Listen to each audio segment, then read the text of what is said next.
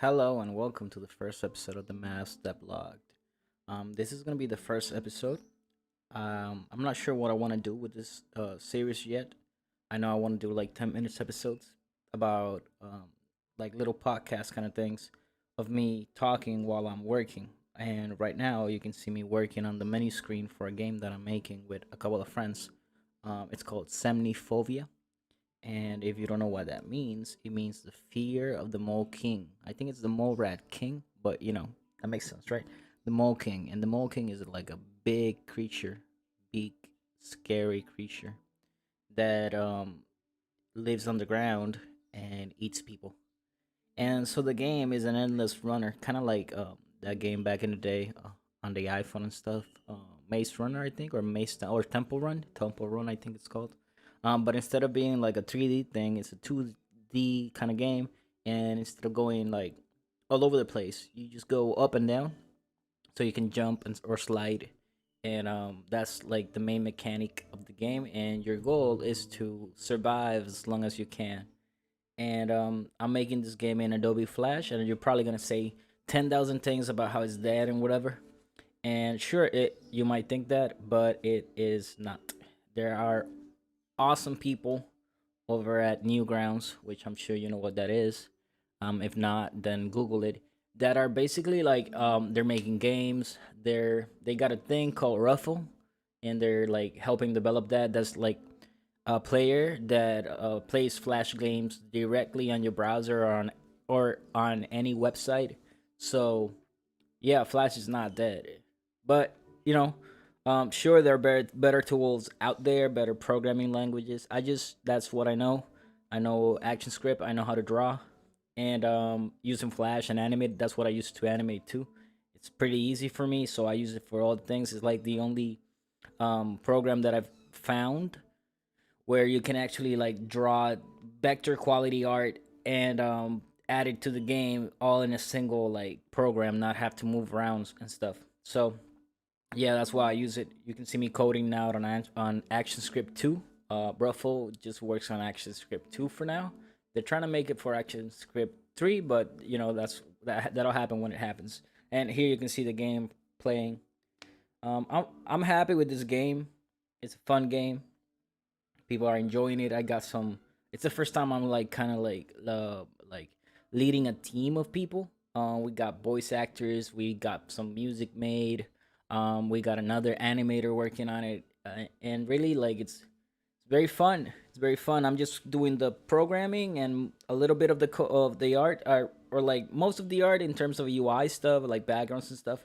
Might be doing the actual runner guy, miner or whatever, and yeah, like it's just a fun game overall. I really enjoy it, and yeah, just here you can watch me draw for a bit.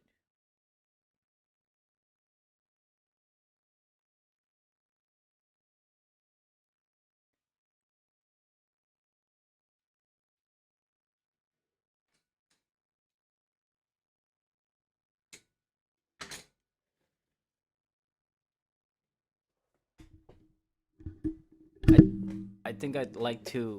I I would also like to talk about some things that I enjoy about being a freelancer and an artist for a living, because I get to do this every day for like 8 hours a day, 6 to 8 hours a day, thankfully. And I would love for other people to be able to do that too, right? So I'm gonna give you some tips on how I can make it happen. And I guess the first thing I have to talk about is organizing, right? So when you're a freelancer, all sorts of people are gonna be like giving you commissions, asking you to do stuff. And in the past, I've gone through what a lot of people have gone through, where they get overwhelmed and they don't deliver, or they deliver late, right? So what I've done to be able to combat that is like I have a list, I have a Trello list, and I put all my projects, client stuff, personal stuff, all in there. And I worked for about an hour a day on that project, and then I move on to the next project for like 8 hours. So every day I do like 8 to 4, right? Because some days I do like 2 hours on a project instead of one. Depends on how much stuff I have. If I have like a packed list, then I'll do just 1 hour a day. on that project, and then move on to the next for like 8 hours, and so on. So I do 8 things, right?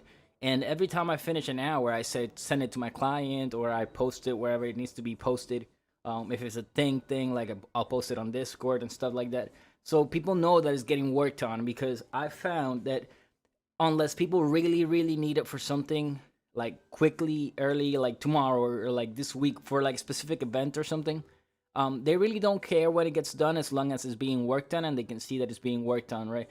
So every time I send those updates to the people, they get excited. They see that I'm working on the project. They understand how much time it takes, because it's not like, oh, you bought it yesterday and now it's magically here. No, it's a process, you know. And every time, since I have these restrictions like 1 hour, 2 hours, so I don't fail all my other clients. Um, then you get to see what I did those 2 hours, right? And you can like actually see, oh, this is the sketch phase, this is the inking phase, and the coloring phase, all those things, right? And it's easier for people to understand that this is a process and it takes longer and it takes time. It's not like, oh, you ordered and I'm gonna have it in 10 minutes, because this is not ready-made stuff. This is very artisanal, right? Very unique stuff that we're making online or offline. You know, when you're making art, it's a process.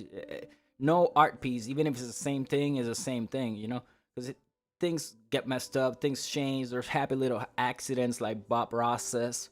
So all those things affect the outcome of the art, of course, and the timeline of the art. So it's a good thing to do that. To have a list of people. First thing I would do, like to give you a tip as a freelancer, if you're starting out, I say do like, if you can afford it. If you're like, I started doing this when I was like 10 years old, like 10, you know, I was a kid. So I've never known any other life other than making art for a living. But if you're not like me and you only have like 2 hours a day, then take those 2 hours a day, split them up. So like, if you do 2 hours a day, then that's 10 hours a week, right? But don't spend them on all on one project. Instead, like, put it so that people know that you're spending those 2 hours every other day, um, working on their project, and they can see it grow. And just be consistent with it, right? Because I found that even if it's just 1 hour on a project, there's a lot of things can change. If it's two, even more things, right? But it's about being consistent. Because if I do an hour today, an hour tomorrow, an hour the next day, then that's gonna be awesome. That's already 3 hours of process, or progress that I made. Whereas if I did like 8 hours this week, and then 2 weeks passed, and then I didn't do anything, then that's already 9 hours I could have done with my 3 hours a day thing, and not be so overwhelmed, you know? Because I just kept it consistent. Instead of doing, oh, full 8 hours, I can't work tomorrow because I'm tired. I'm not gonna work the other day because, hey, I already did 8 hours on the project. You know, like, I already did that. Um, so you know, you end up not doing as much work if you break it down and uh, into digestible small pieces. Then you can make it happen easier, quickly. People can see what's actually happening. You have like actual milestones to go through, and people can see every time you finish something. Instead of waiting 8 hours to see it finished, you know, they can see it at 2 hours, or the 2 hour mark, the 1 hour mark, 3 hour mark, or whatever, however way you split it, right? I personally, this is the way it works for me, and I think it could work for other people. So that's why I think you should be consistent with it. Even if you have 2 hours a day, then those 2 hours a day, spend them wisely and be consistent. You know, if it's 2 hour days, then like, make that sacred. Those 2 hours, turn off your phone and dedicate your whole time to that thing. And after that, yeah, you do whatever else you have to do. But like, those 2 hours, sacred. Work on your art, work on your freelance stuff, work on whatever you need to move forward in life. And then the third tip about this kind of freestyle like living thing that I'm talking about, is to organize yourself, right? So get a Trello list, or just a Word document, whatever. I use Trello because it's very interactive, and you can just put things on, move them to the done pile, or I'll move this to the universe list, which is like, I'll let other people do it, or I'll take it again in a future project, whatever. You know, I can move them really quickly. Instead of having like 3 or 4 different lists, I just have one thing where everything is there. And I can show people like, oh, this is everything I have this week. So you gotta wait, I don't know, like a couple of days for me to get to your thing. And they usually understand when they have like a visible or like a visual thing. It's not like you telling, "Oh, I'm busy." No, like showing them is important too, so that they understand where you're coming from, what are things you're doing, and that also gives you legitimacy, especially if you finish the projects. Because if you're like me and you post stuff on social media, they're gonna see that you told them they were doing some things, and then they're gonna see the stuff on social media, and it's like, oh yeah, he's actually really busy. So that's good for clients to know, because we're not monkeys that just draw for them. We are actual people with lives and projects and things that we have to get done. And being an artist is, in some ways, is a gift, like a gift for us to be able to do this, especially if we do it every day.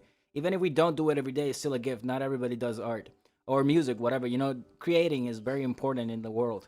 So people need to understand that it's not just working freelance and not doing personal projects. No, like you need to take the time to do the things you love, so that you learn and grow, and things that are going to make you grow in the way that you want to grow towards the person that you actually are or want to forever be, or like to keep growing towards whatever. Like, to do that, to get to that, you need to be doing your own projects. So if you keep it consistent, you're organized with it, and you break it down to small chunks, there's more time to work on your stuff, while also not messing up the freelance stuff, and letting people down and stuff. So it's important. You don't want to let people down while you're making your art, because word of mouth is very important. And I've gotten a ton of clients that are with me and stay with me because they know they can count on me.